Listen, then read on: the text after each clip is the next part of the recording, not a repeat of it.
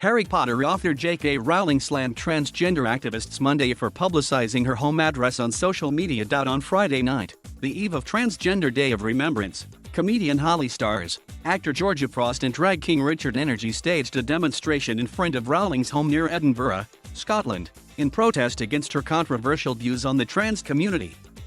In a thread on Twitter, Rowling bashed the trio for doxing her when they posted an now-deleted photo on the social media site with the author's home address visible in the background.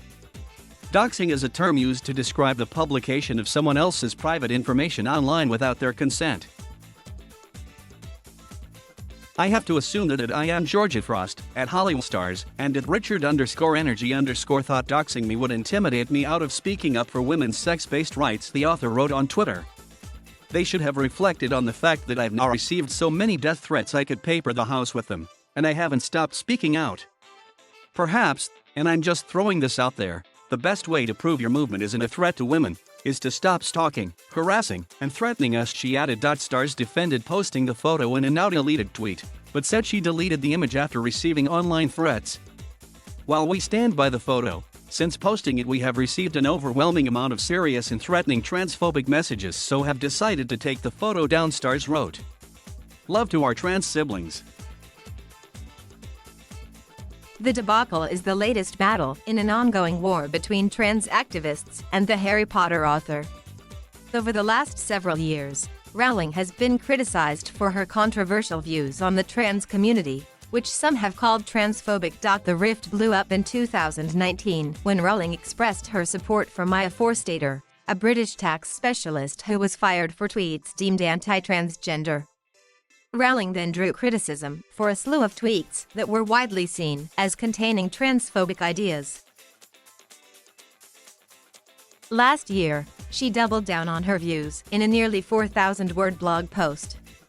There, she questioned if there was a contagion fueled by social media that has led to the rise in the number of young people coming out as transgender. In the blog post, the author also revealed that she is a survivor of domestic abuse and sexual assault. So I want trans women to be safe. At the same time, I do not want to make natal girls and women less safe.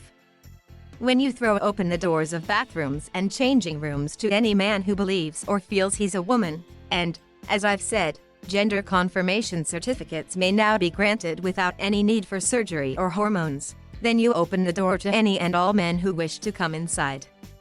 That is the simple truth, she wrote.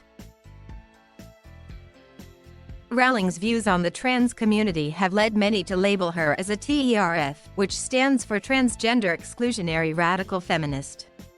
On Monday, she again defended women who share her views on trans people. None of these women are protected in the way I am.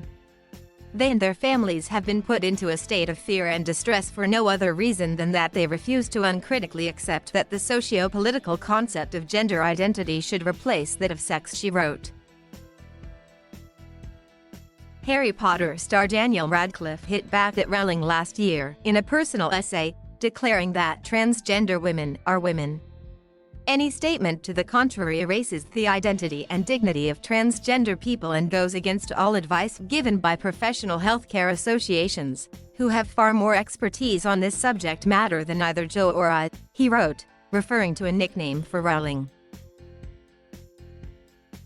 Last week, cast members from all 8 films of the Harry Potter series, including Radcliffe, announced that they will reunite for the film's 20th anniversary. Rowling will not appear in the reunion special, but will be featured in archival footage. This story first appeared on NBCnews.com.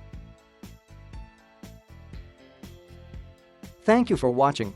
Please subscribe to